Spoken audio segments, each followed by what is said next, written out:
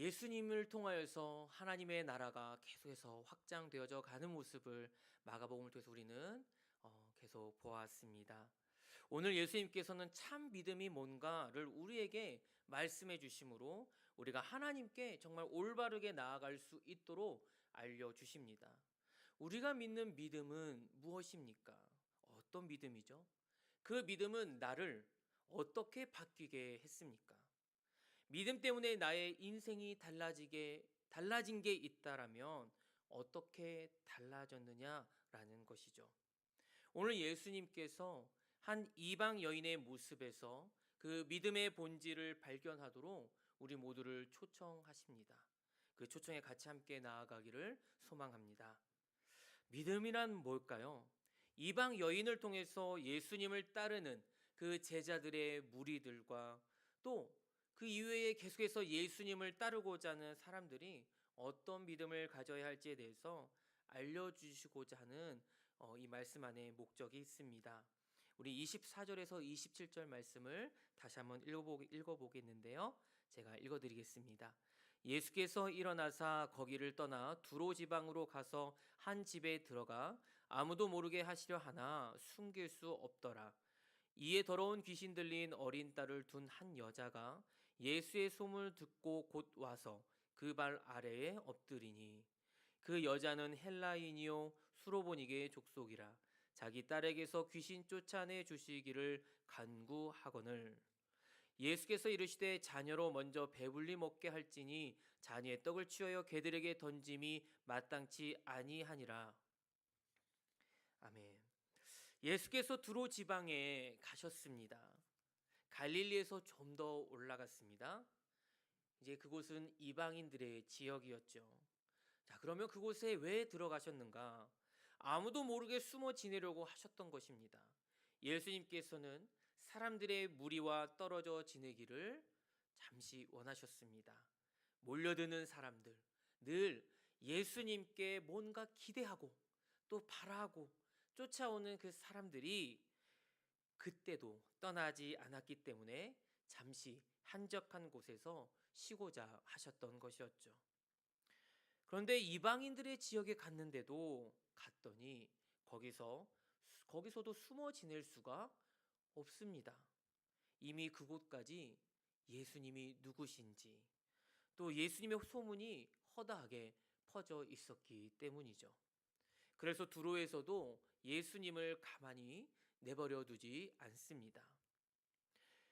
여기서 여인 하나가 불쑥 나타난 거죠. 왜 나타났을까요? 오늘 말씀을 읽어보니까 어린 딸이 귀신 들렸기 때문입니다. 어쩌면 그 지역에서 이미 많은 사람들에게 부탁을 했었을지도 모르겠습니다. 우리 아이가 왜 이렇게 됐을까요? 귀신 들린 것 같은데요. 나을 방법은 없나요? 그런데 이 아이의 문제가 무엇인지도 처음엔 몰랐을 것입니다.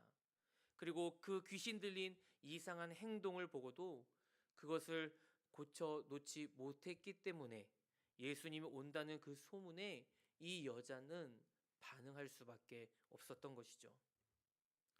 예수님은 비밀리에 들어오셨지만 지금 우리 동네에 오셨다라는 것이 드러난 것입니다. 그래서 이 여인은 용기 있게 예수님을 찾아가기로 결정했습니다. 부르지도 않았는데 찾아간다는 건 쉬운 일이 아니죠. 그렇지 않습니까? 예. 우리가 초청을 받아도 찾아간다는 것이 그리 쉬운 것은 아니지 않습니까? 지금 조용히 좀 쉬고 싶다 하는 분에게 찾아갔다는 것은 굉장히 조심스러운 행동이기도 하고 또 주저하는 행동일 수 있습니다. 그럼에도 불구하고 이 여인은 예수님을 찾아옵니다. 왜냐하면 어린 딸이 귀신 들린 것을 그냥 내버려 둘 수 없기 때문이죠. 이 여인에 대한 정보가 몇 가지 나옵니다. 첫 번째로는 헬라인이다 이렇게 기록되어 있습니다. 헬라말을 사용했다라는 것이죠. 두 번째로는 수로보니게 족속이라 했습니다. 수로보니게라는 말은 수리아와 베니게 이 말이 합쳐진 말인데요. 시리아 지방의 페니키아 족속의 사람을 가리킵니다. 말은 헬라 말을 쓰고 또 어쨌든 유대인들이 보기에는 이들과 상종하지 않았던 이방이었다라는 것을 지금 강조하고 있습니다. 특별히 두로 지방과 또 갈릴리 지방은 인근 지역이었기 때문에 사이좋게 지내면 참 좋으련만 원수처럼 지냈습니다. 상종을 하지 않은 정도가 아니라 증오하고 극도로 싫어했죠. 가까우면 그런 일이 생깁니다. 한일 간의 감정 같은 것일 수도 있겠습니다. 가깝고도 먼 이웃이란 책도 있지만 감정만큼은 정말 멀고도 더 먼 이웃이죠. 계속해서 문제가 생기면 갈등 구조가 점점 심화되기 마련입니다. 우리가 멀리 있는 사람들과 다툴 일이 뭐 있겠습니까? 그냥 가깝게 있기 때문에 계속 부딪히는 것이겠죠. 갈릴리 지방과 두로 지방이 그런 관계였습니다.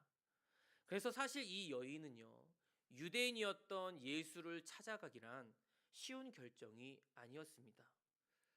그분이 나를 어떻게 대할까? 이런 두려움. 그 두려움이 있다면 정말 조심스러운 것이죠. 그럼에도 그 여자는요, 예수님이 귀신 쫓아내주시기를 간청했습니다. 제발 예수님이 이곳에 오신 그 발걸음 가운데 우리 딸아이의 귀신을 쫓아내주기를 바랬던 것이죠. 그래서 예수님께 그렇게 말씀을 드렸더니 오늘 예수님께서 저희가 보지 못한 그 쌀쌀맞게 대한 그 답을 듣게 됩니다. 먼저 자녀들이 배부르게 먹게 해야지 자녀의 떡을 개들에게 던짐이 마땅하냐라는 것이죠. 여러분, 예수님께서 이렇게 퉁명스럽게 말씀하신 것 사실 성경에서 찾아보기 참 어렵습니다. 이 여인이 바리새인도 아니었고요, 서기관들도 아니었습니다. 제사장들도 아니었죠.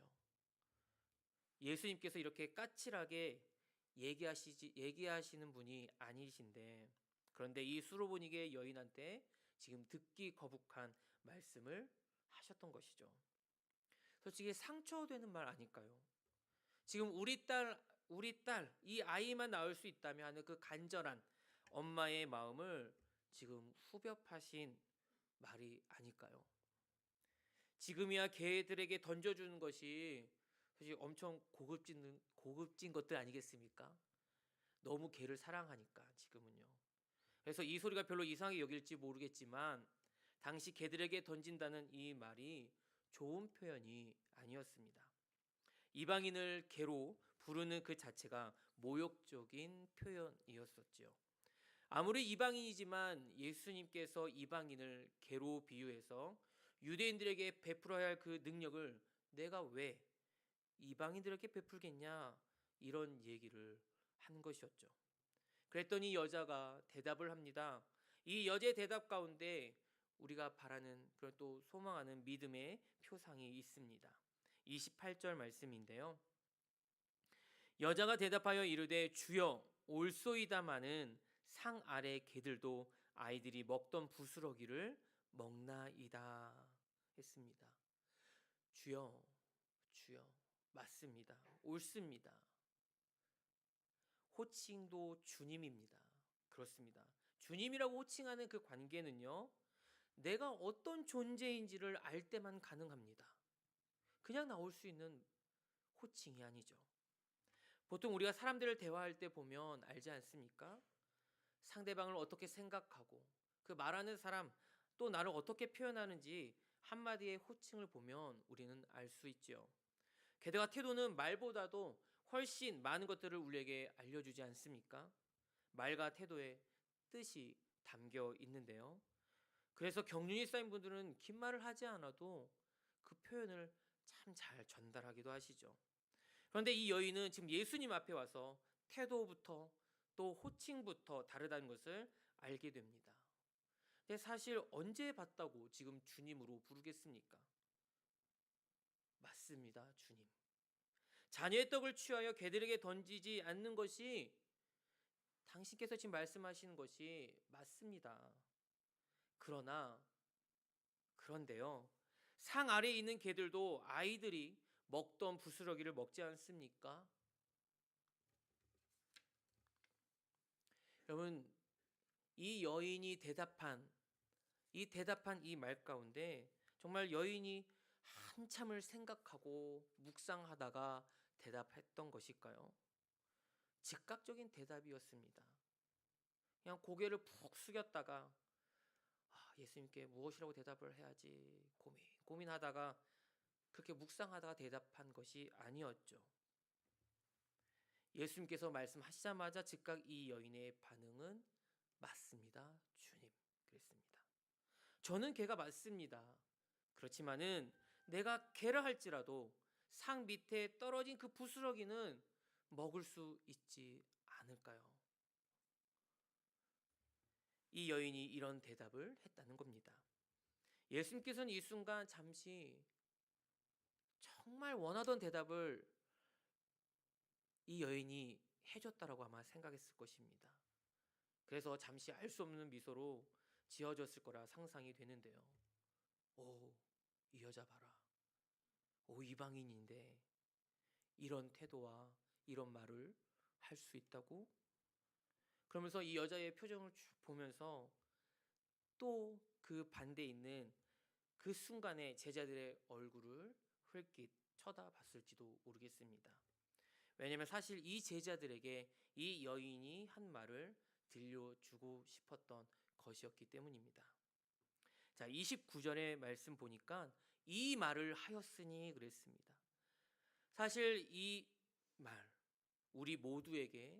지금 우리 모두에게 들려주고 싶은 하나님의 말씀일 것입니다. 이 여인이 한 말을 다 들었니? 이 여인이 한 말을 다 들었니?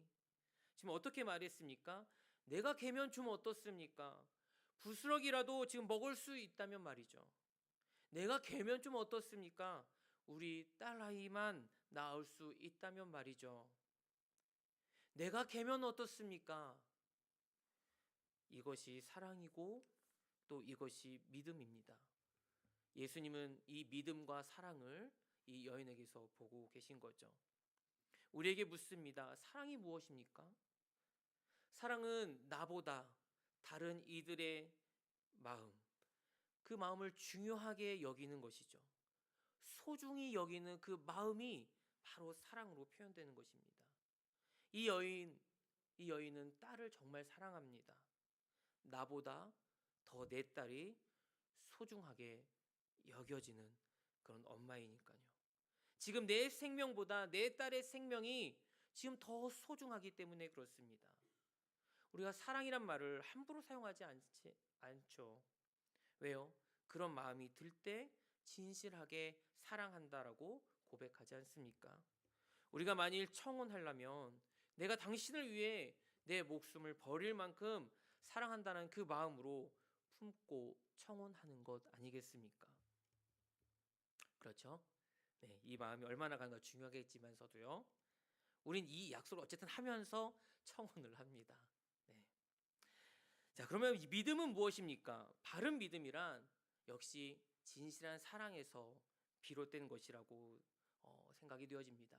왜냐하면 이 믿음 또한 나를 드러내는 것이 아니라 내가 아무것도 아니란 것을 깨달을 때 진정한 믿음이 표현되는 거라 여겨지죠. 내가 아무것도 아니라는 것을 말이죠. 그래서 진짜 믿음이란 자존심을 이기는 믿음이어야 합니다. 내 자존심부터 뭉개져 가는 것을 받아들일 때 비로소 그것이 진정한 믿음이라 여겨집니다. 내 자존심을 내세우는 것이 아니고요. 내 자존심을 굳건하게 하는 것이 아니고요. 점점 내가 더 중요해져 가는 믿음으로 가서도 안 되는 것이죠. 그러면 시간이 점점 흐르면 흐를수록 교회 공동체는 시끄럽습니다. 세월이 지나면 바리새인처럼 유대 지도자들처럼 그렇게 변할 수 있습니다. 은혜로 받은 구원이 점점 내 공로가 많아지게 됩니다. 은혜로 구원받았지만 그 구원받은 이후에 내가 좀 꽤 할 만큼 하지 않았습니까? 이런 생각들이 스치고 지나가는 것 아니겠습니까? 그럼 점점 내 안에 믿음이 더 강해지는 것이 아니라 그렇지 않습니다. 점점 믿음은 줄어들고 교만만 점점 늘어나는 것입니다. 절대로 믿음은요, 밥그릇수, 짬밥이 결정해 주지 않습니다. 오늘 수로보니게 여인이 신앙생활한 지 오래되었습니까? 이전에 예수님을 보았거나 또 예수님과 말이라도 엄청나게 많이 섞었을까요? 처음 보는 남자 앞에, 또 처음 보는 히브리인 앞에, 또 처음 보는 그 예수님 앞에 이 여인은 내가 계면 어떻습니까? 우리 아이만 고쳐진다면 말이죠. 그렇게 딸을 사랑했고 그렇게 예수님을 믿었다라는 것입니다. 이 믿음은 이 시대에도 동일하게 적용된다고 믿습니다. 이 여인과 같은 믿음으로 예수 그리스도를 만난다면, 예수 그리스도를 믿는다면 예수님 때문에 좀 내가 수치를 당하면 어떻습니까? 예수님 때문에 좀 교회가 좀 문드러지면 어떻습니까? 예수님보다 내 교회가 소중하기 때문에 그 안에서 싸우는 것 아니겠습니까? 그러니 우리는 예수님만 드러날 수 있다면 괜찮습니다 라는 고백이 필요한 줄 믿습니다. 하지만 우리는요, 믿음 아닌 믿음을 착각하고 살아가는지도 모르겠습니다. 내 믿음이 정말 좋은 줄 알았지만 고난이 찾아오면 파도에 휩쓸리듯 우리를 그냥 덮치기라도 해버리면 파도에 휩쓸리는 그 모래처럼 믿음은 온데간데 없고 한순간에 사라져버리게 되는 거죠. 우리는요, 늘 주님 앞에 섰을 때 나는 걔보다 정말 못한 존재입니다. 이 생각이 사라지면 믿음이 변절되기 시작한다는 것을 빨리 깨달아야 할 것입니다. 나는 정말 먼지 같은 존재입니다.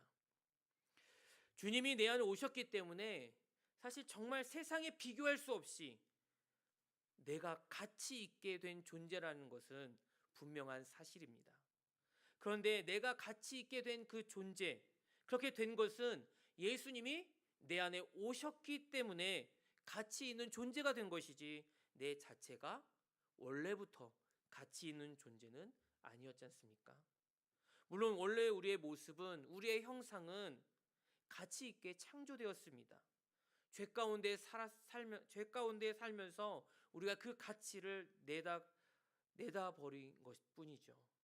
주님께서 에덴 동산에서 부족한 것 없이 우리에게 많은 은혜를 선물로 주셨지만 하나님 같아 되어지는 것 그 한 가지 때문에 내가 에덴 동산을 누리지 못하고 내 발로 나온 것 아니겠습니까?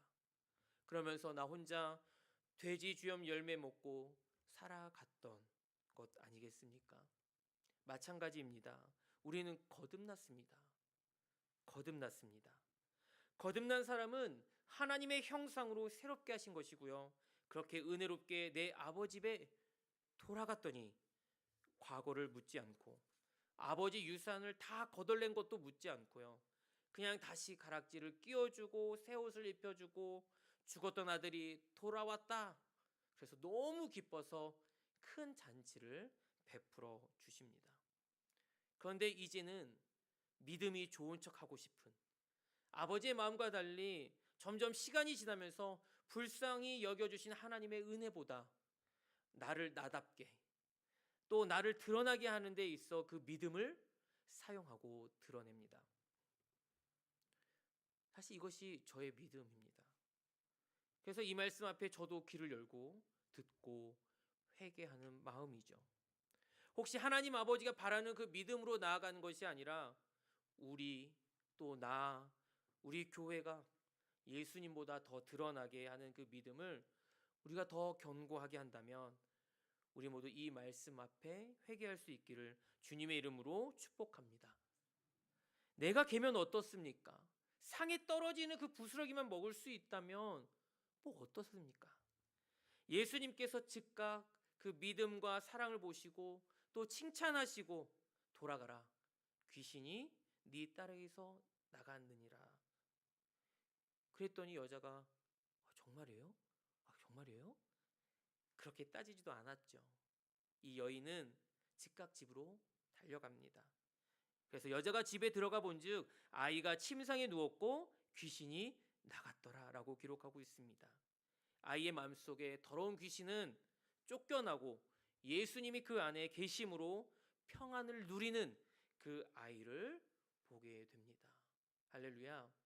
이처럼 예수님이 우리에게 오시면 우리는 하나님의 나라가 우리 안에 충만하게 확장되어져 가는 그 놀라운 일을 경험하게 됩니다. 어쩜 우리는 예수님께서 돌아가라라고 하셨을 때 예수님 그래도 좀 뭔가 보증할 만한 뭔가 주셔야 하지 않을까요? 우리 아이를 안아주시면서 좀 기도라도 좀 해주시면 안 될까요? 이러했을지도 모르겠습니다. 즉각 여자가 집에 돌아갔다는 이 얘기는 믿음과 불신 사이에서 계속 왔다 갔다 하는 것이 아니었다는 것을 말해주고 있습니다. 믿음과 그 불신 사이에서 계속 왔다 갔다 하는 것과 정말 예수 그리스도를 온전히 그 믿는 그 믿음 안에 우리가 풍덩 빠져 있는 것과는 다른 것이죠. 믿었다 말다, 또 믿었다 말았다가 일이 좀 우리가 풀려지면 믿음이 좋았다가 뭔가 풀리지 않는다 싶으면 또 근심과 걱정으로 믿음이 떨어졌습니다 라고 얘기하기도 하죠. 그런데 진짜 믿음이란 내가 우선이 아닌 믿음, 또 내가 잘 되기 위해서 그렇게 믿는 믿음이 아니라 내가 수치를 겪고도 주님을 사랑하는 믿음. 그래서 예수님께서는 우리를 위해서 그렇게 수치를 겪으시면서도 하나님 아버지를 신뢰하고 믿었던 것을 우리가 기억해 볼 때 우리는 그 예수님의 믿음을 우리도 따라갈 수 있습니다. 믿음 때문에 내 자존심이 짓뭉개지는 그 믿음 때문에 나는 죽고 주님만 크게 보이는 믿음으로 나아가야 자기를 부인하고 예수님을 따르라는 그 믿음으로 가는 것입니다. 그것이 아니라면 우리가 시간이 지날수록 점점 더 자신을 성취하는 길로 가고 또 자신을 드러내는 믿음의 길이고 또 자기를 영광스럽게 하는 길을 가자고 정말 열심은 다하는데 또 그렇게 발버둥 치는 것과 같은 그런 삶이 되겠죠.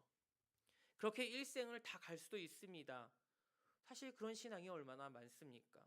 점점 더 교만해지고 그런데 겉이야 우아하고 또 겉은 교양이 있고 또 겉으로는 부드럽게 할 수도 있죠. 그러나 바위보다 더 단단한 그 자존심, 그 마음, 내 자존심 때문에 교회가 어떻게 되든 상관없는 주님의 마음이 더 아파질 거 더 상관하지 않는 그런 자존심, 이런 자존심들이 이 시대의 교회를 병들게 하고 또 시대의 주님의 마음을 아프게 하는 것 아니겠습니까? 어떤 사람은 내 믿음이 중요해서 교회의 상처를 입힙니다. 내 신앙을 지키기 위해서 하지 말아야 하는 그 일들도 해버립니다. 내 신앙이 중요해서 예수님이 내 중심에 없습니다. 이건 바른 믿음의 길이 아닌 것이죠. 정말 그렇다면 그 신앙은 정말 무엇을 위한 신앙이겠습니까?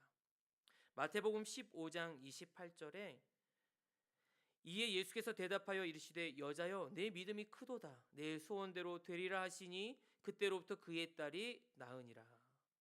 동일한 사건을 마태복음에서 이렇게 기록했던 것입니다. 내 믿음이 크도다.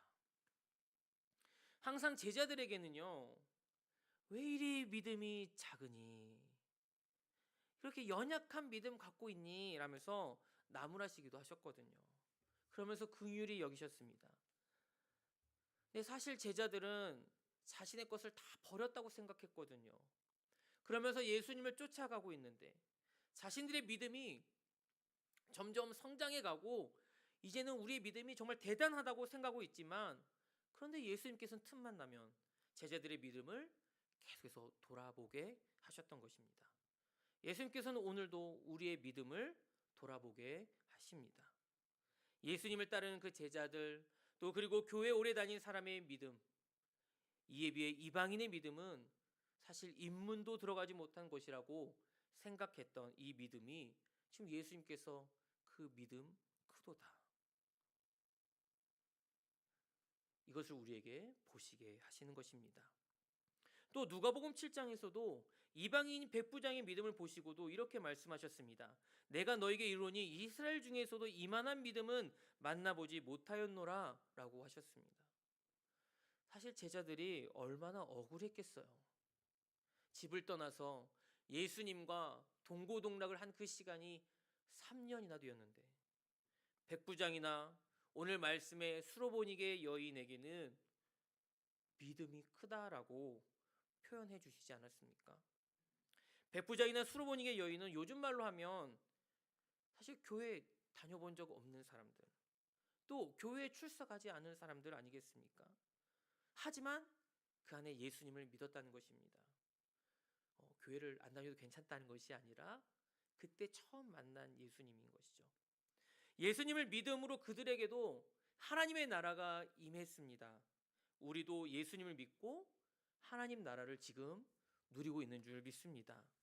하지만 우리가 오늘 말씀을 들음으로 우리 안에 참 변화가 일어나야 할 것은, 하나님 나라에 초청되어 자녀로서 우리를 확정하셨지만 정작 우리는 정말 옳은 믿음으로 하나님 아버지를 믿는가 하는 것입니다.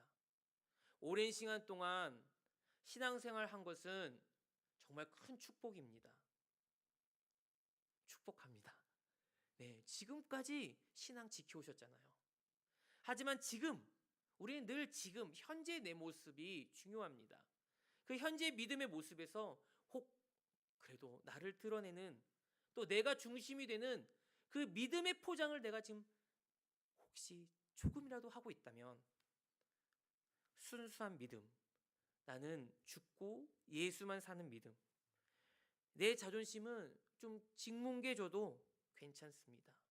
내 자존심은 죽고 예수님의 의만 사는 믿음. 그래서 예수님의 의만 살아날 때 내 자존감이, 오히려 그 자존감이, 그리고 예수님을 믿는 나의 가치가 더 빛나는 것에 기쁨에 누리는 우리 모든 성도들이 되기를 주님의 이름으로 축원합니다. 우리 찬송가 바꿨는데요.